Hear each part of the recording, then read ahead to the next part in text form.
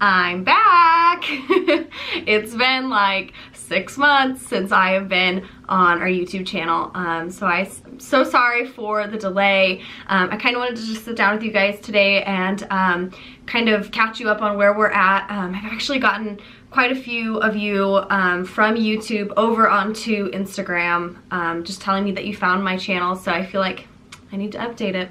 So we are currently right now moving, kind of. We bought a house last week, woohoo! And we've been doing a lot of demolition to it. We've been pulling the pulling the bathroom and doing new flooring and painting the entire place, and so it's been character building, that's for sure. So, but we also are on cycle day 28 of a femora cycle, so a letrozole. So we went in and we got letrozole for this cycle. I went in multiple times for follicle scans because we were going to do the trigger shot. However, my follicles weren't right at the time, or like right at the size that they needed to be at that time. So we didn't do any sort of trigger, which sucked. But my body ended up ovulating on its own, which was totally fine. And then what else happened? I think we just went into the 2-week wait.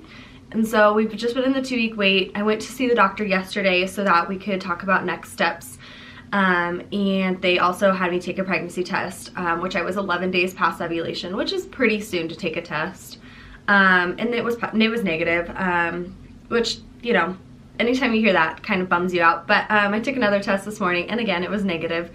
But again, it's very early, so we have a couple of days. But we kind of talked to her about what our next steps would be if this cycle doesn't work out. So I kind of wanted to tell you guys about that, so you know what's happening in our journey. So she said that if this cycle doesn't work out, what we'll do is we'll do femora again, but we're going to double the dose, so I'll be in 5 milligrams versus 2.5. My body really reacted well to the 2.5. My lining was beautiful, and I did produce 1 follicle, so maybe with 5 I'll produce 2. That would be cool. And then we will do suppositories. We'll do progesterone suppositories right after ovulation. So basically that helps sustain any sort of pregnancy. If we were to get pregnant, we'll use those, and because I guess women, sometimes their progesterone isn't high enough during the first trimester because the placenta isn't created yet. So some women just don't have enough, and so they suggested that we do that. So in the case that we do get pregnant, we have a less likelihood of losing that pregnancy because we are pretty much high risk with having PCOS and such.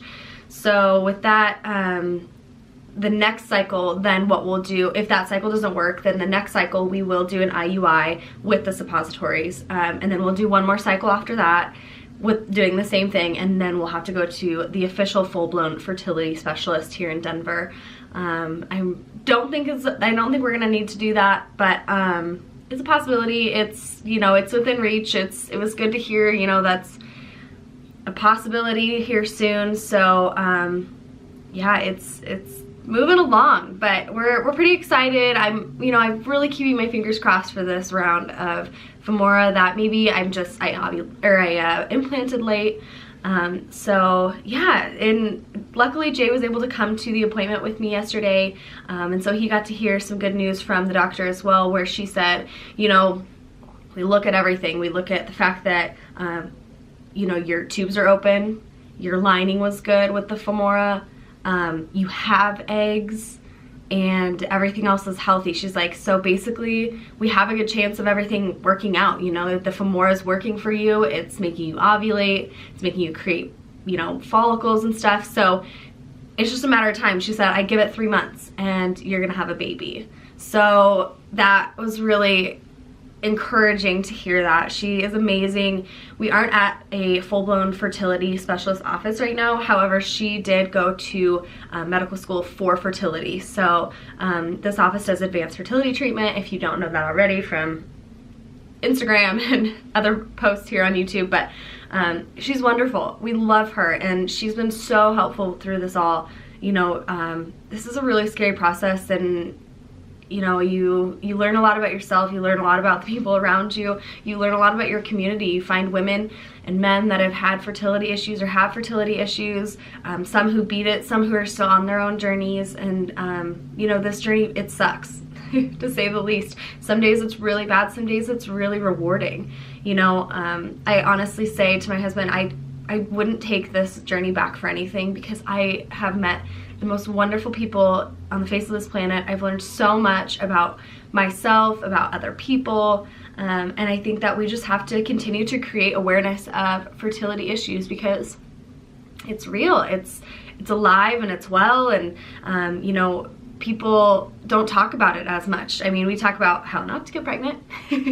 So when you go to try to get pregnant and you're not getting pregnant, you're like, but why? Because I thought we just weren't supposed to have sex, and like, you don't get pregnant, and then if you want to get pregnant, you just have sex, and then when it doesn't happen, you don't know why, because nobody talks about infertility. So I hope that, you know, that becomes less of a stigma, and I see so many, you know, people and companies and you know, individuals, everything, that they're really fighting that stigma, and I applaud them, because your vulnerability and your willingness to talk about stuff that's not that's not normally talked about, it's breaking that stigma, and we need that, because that's just, it's the unfortunate thing of life at this point. So I'm really thankful for each and every one of you who are willing to share your story, whether it's with one neighbor, 2 neighbors, 3 neighbors, Instagram, YouTube, you know, maybe a speaking platform, whatever.